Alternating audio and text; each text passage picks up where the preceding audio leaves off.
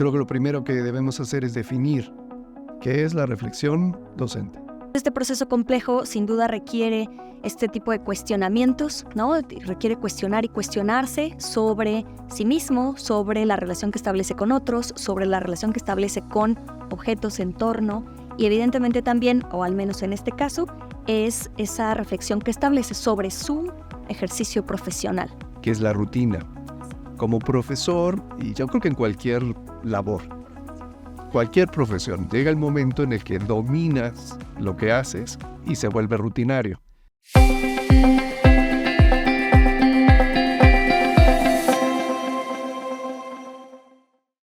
Hola a todos, bienvenidos y bienvenidas a un episodio más de su podcast Cátedra. El día de hoy tenemos a una invitada muy especial para nosotros y es la doctora Paulina Iturbide, quien es profesora de la Facultad de Educación. Muchas gracias, Pau, por estar aquí. Hola Pau, bienvenida. Hola, muchas gracias, Manuel, Andrea, un gusto. Es un gusto tenerte aquí. Y bueno, la primera pregunta es, ¿cómo llega Paulina al mundo de la educación? Bueno, es una pregunta interesante, evidentemente, y también en atención a lo que vamos a charlar el día de hoy, tiene que ver con esos procesos reflexivos. Entonces, haciendo un poco de memoria, recordando cómo es que llegué al campo educativo, pues la primera escena que me viene a la mente es que fui profesora de catecismo, daba clases de catecismo a niños de escasos recursos, entonces la verdad fue una experiencia muy significativa para mí y a partir de ahí decidí dedicarme a la educación. ¿Cuántos años tenías, Pau? 16. Ay, qué padre. Adolescente ya dando clases. Padrísimo, me encanta. Súper bien. Y bueno, ahora sí, empezando en el tema del día de hoy, que es reflexión de la práctica docente, creo que lo primero que debemos hacer es definir qué es la reflexión docente. Pau, hay algunas perspectivas que hablan, por ejemplo, de reestructurar experiencias para dar significado y orientar o estructurar las prácticas futuras. ¿Tú cómo lo ves? ¿Cómo lo definirías? Claro, lo primero es pues que es un proceso. A mí me parece que siempre decir qué es, ¿no? Como parte de la definición, a mí me parece que la práctica reflexiva es un proceso complejo, no es un proceso simple, digamos, lo vamos a ver un poco más adelante, pero tiene que ver con estos procesos cada vez más complejos que como seres humanos vamos realizando a nuestro interior, ¿no? Que todo ser humano pueda hacerlo independientemente del lugar, en la condición en la que se encuentre. Entonces, este proceso complejo sin duda requiere este tipo de cuestionamientos, ¿no? Requiere cuestionar y cuestionarse sobre sí mismo, sobre la relación que establece con otros, sobre la relación que establece con objetos, entorno, y evidentemente también, o al menos en este caso, es esa reflexión que establece sobre su ejercicio profesional, ¿no? Pues reflexión de la práctica docente es, nosotros ejercemos la docencia como una profesión, reflexionamos de manera compleja a partir de cuestionamientos para llegar a identificar, ¿no? Ciertas cuestiones personales y profesionales en función de ello. Excelente. Excelente. Y hablando de reflexión, porque puede haber un proceso reflexivo natural, que creo que todos los seres humanos tendemos a ello, a pensar sobre las cosas que hacemos. Pero, ¿cómo definirías tú una práctica reflexiva, más allá de la reflexión natural? Claro, justo, es una pregunta bien interesante porque nosotros que ejercemos la docencia, que estamos, ¿no? todo el día pensando justamente en este proceso de enseñanza-aprendizaje, pues de pronto podríamos, ¿no? En nuestro sentido más humano, llegar a reflexionar sobre algunas cuestiones, ¿no? Alguna interrogante que nos surja, ¿no? Respecto a pues, la propia vida, la vida de los estudiantes, es decir, ese tipo de cuestionamientos que como seres humanos surgen, ¿no? Es decir, esa sería como esa práctica reflexiva natural, ¿no? Todo ser humano, independientemente de la edad, la condición, insisto, el contexto en el que se encuentre, a partir de su relación con el entorno, le surgen algunas cuestiones, preguntas, sobre las cuales desea profundizar, desea esclarecer, quiere aclarar, quiere profundizar, y entonces empieza a dar este proceso natural. ¿Cuál sería esa otra diferencia de un proceso reflexivo ya, digamos, como estructurado, sistematizado, con ciertos pasos, cierto método un poco más definido? Eso nos llevaría a una práctica reflexiva, ¿no? Se convierte en un proceso incluso hasta cíclico, ¿no?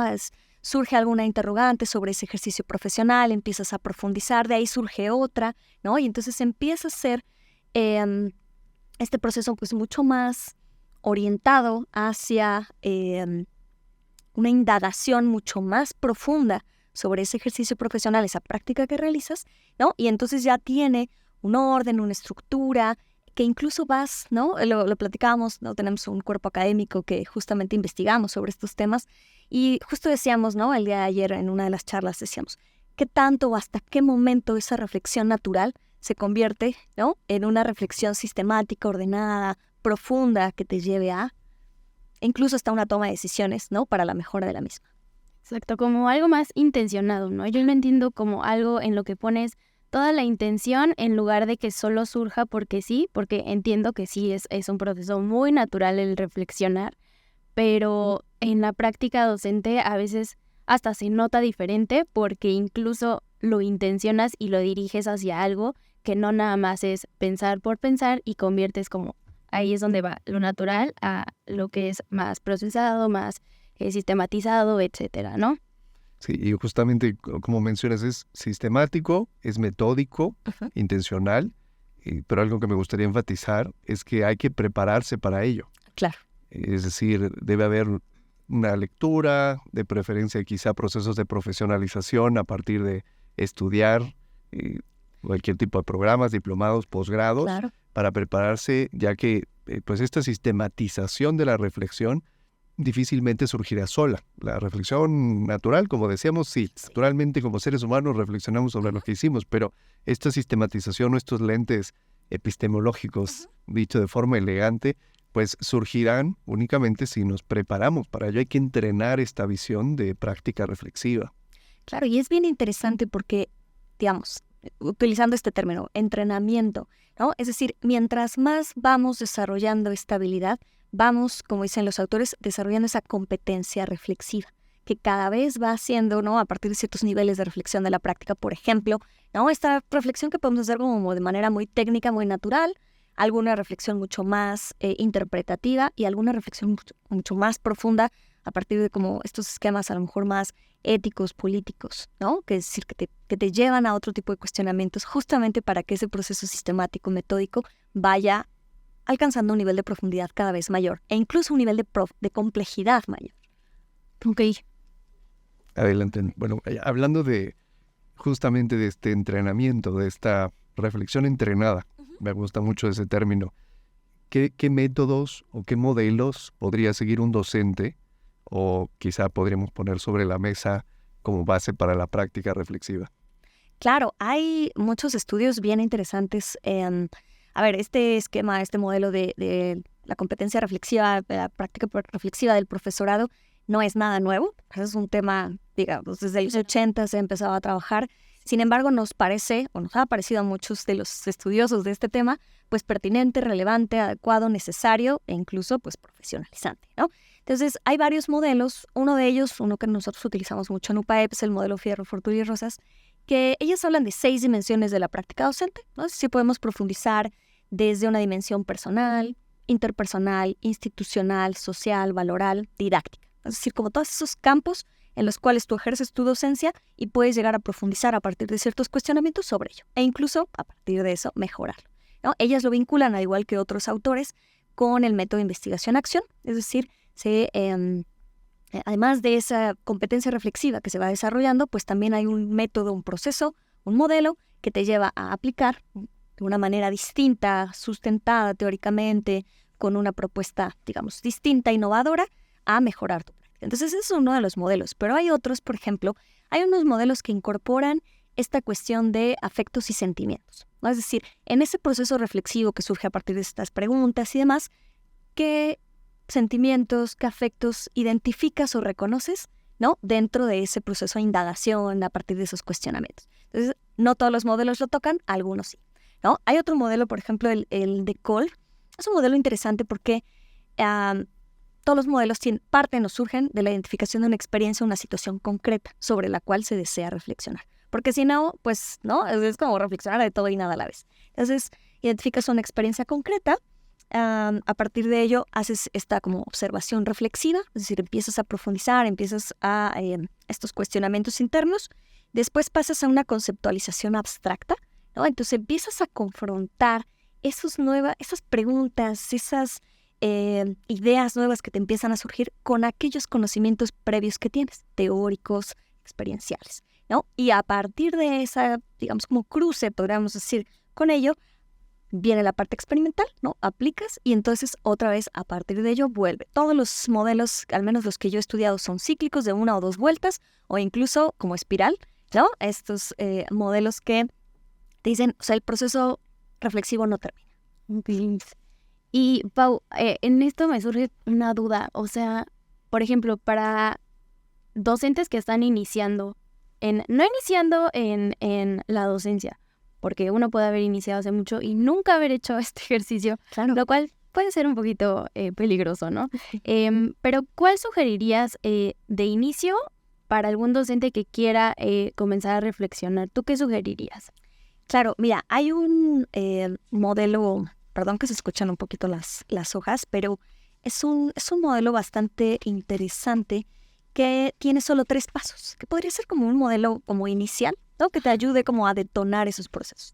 Exacto. Primero es el modelo voy a leer los nombres porque la verdad es que no me lo sé, son Rolf, Freshwater y Jasper, ¿no? Entonces es un modelo interesante, tiene 3 momentos. El primer modelo es el qué, ¿no? Tienes que identificar un suceso. ¿Qué sucedió? ¿Qué hay? ¿No? ¿Qué? A partir de esa identificación pasas al siguiente paso, es decir, acotas una realidad, una situación, momento. Pasas al siguiente que es, le nombran o lo tradujeron como así que, ¿no? Entonces, en ese segundo momento hay algunas preguntas como, ¿qué significado tiene para mí como docente esto que sucedió? ¿No? ¿Qué preguntas me detonan? ¿Por qué es importante? ¿Por qué identifiqué ese momento y no otros? ¿Qué tiene ese momento que me lleva a mí o me obliga a mí a profundizar, a cuestionarme sobre él? Entonces empieza, digamos, como ahí, esa es como primera fase. Y luego pasas al siguiente momento, que es ¿qué voy a hacer al respecto? Entonces, es un modelo que, si veíamos el anterior, tiene más pasos, porque hay cruce con la teoría y demás. Este modelo no, simplemente te lleva a decir suceso, preguntas detonadoras que te llevan a decir ¿y por qué esto es importante? ¿No?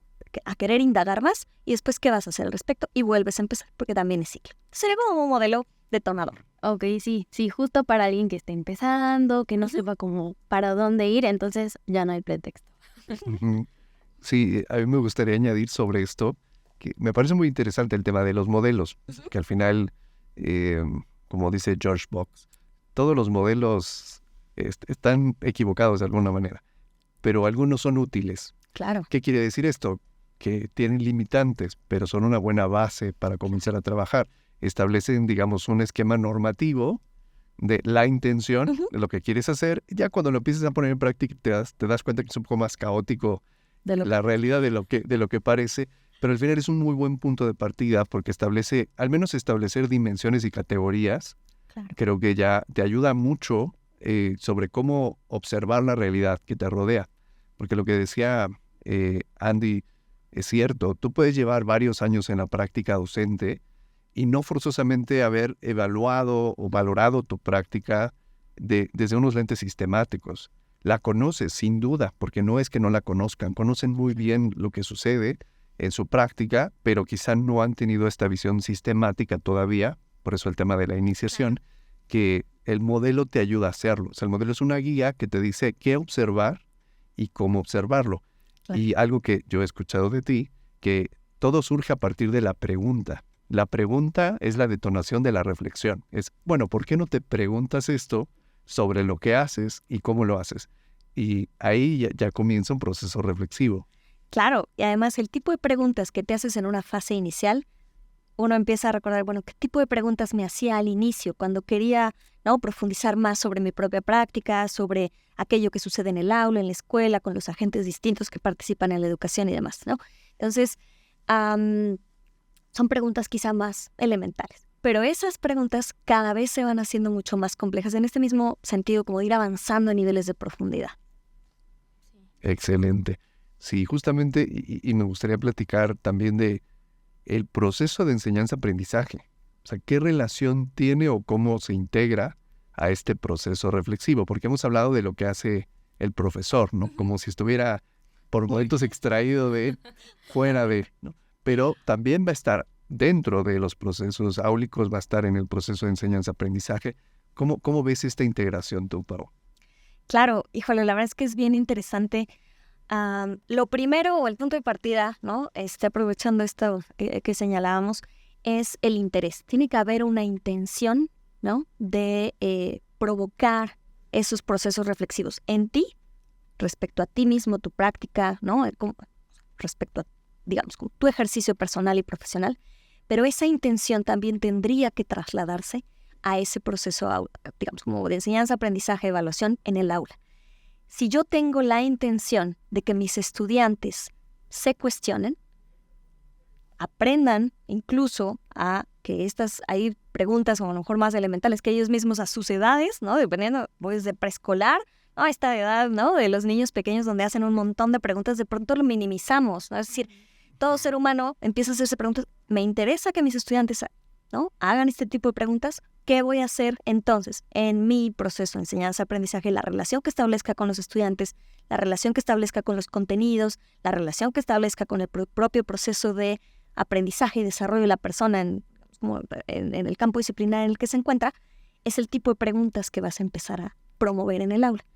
Esa intención y esa promoción tendría, al menos yo creo firmemente en eso, que llevar al estudiante a tener espacios para hacer sus propias preguntas y a partir de esas preguntas desarrollar la competencia reflexiva en el nivel y edad en el que se encuentre.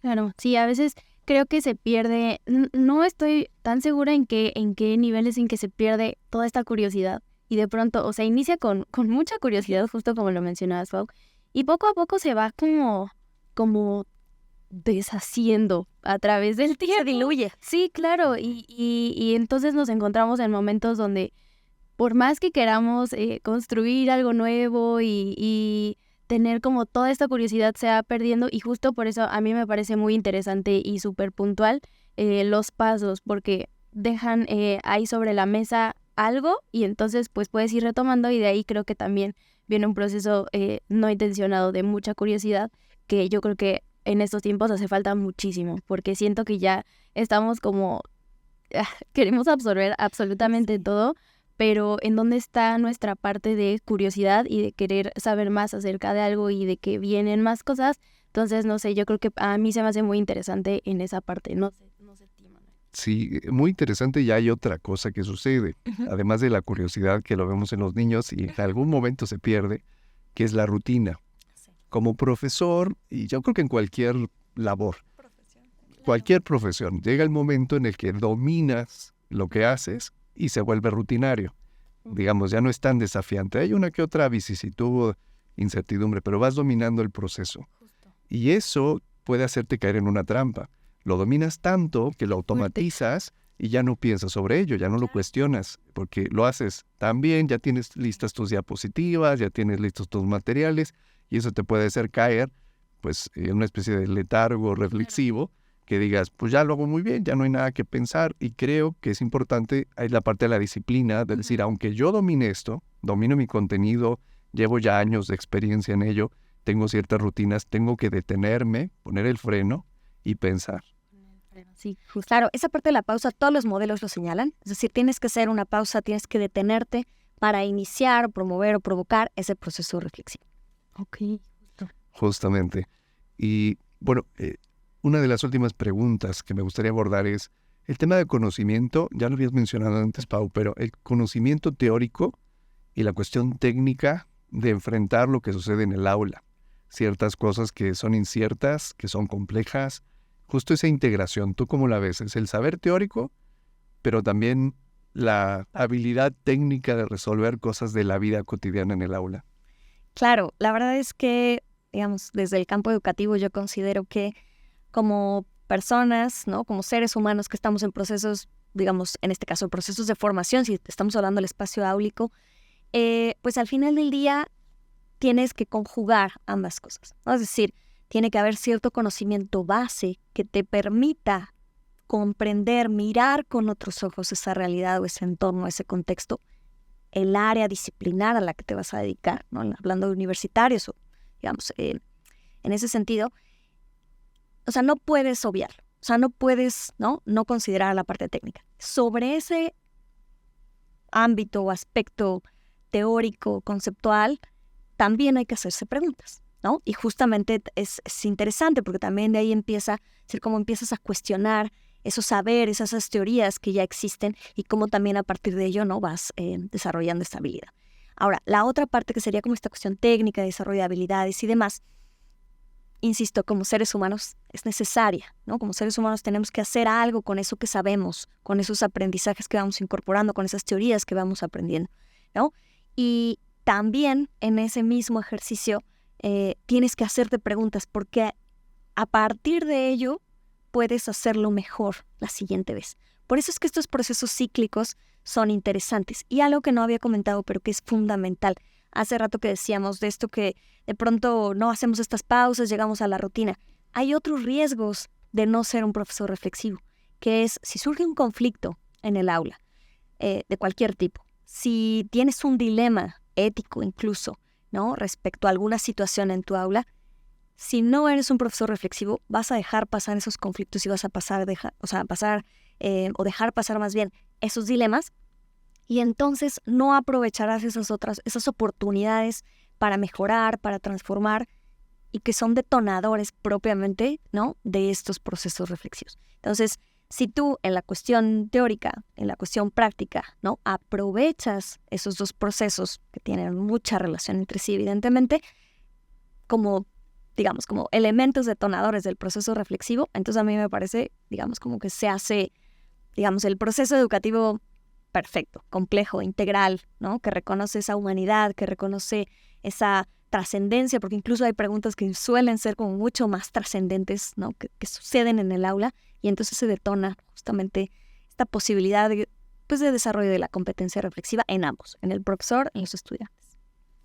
Eso me remite mucho a lo del libro de Domingo sobre la reflexión docente, que se basa mucho en Dewey y en el Learn by Doing, de aprender haciendo, porque hay una práctica, pero se debe reflexionar sobre la práctica, porque si no, no hay de qué reflexionar.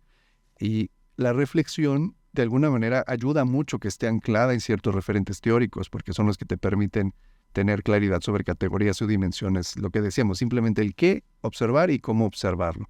Y creo que es este juego como dual, ¿no? La práctica alimenta la teoría alimenta la práctica, justamente teniendo como centro la reflexión.